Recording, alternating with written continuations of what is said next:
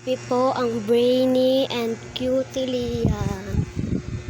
Sleepy po siya, guys.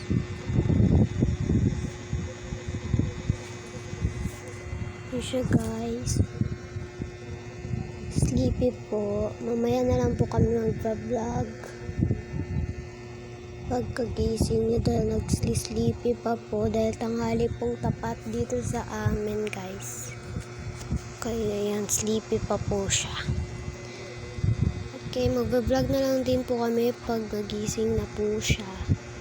So, dahil tanghali pong tapat dito sa ang init-init po sa labas. Super init po talaga, guys. Like, hot. Kaya, ayan, tulog na tulog ang beshi nyo. So, yun. Tulog pa ang cutie and brainy boy natin. Cutie Liam. Okay po, bye-bye. Bye-bye na.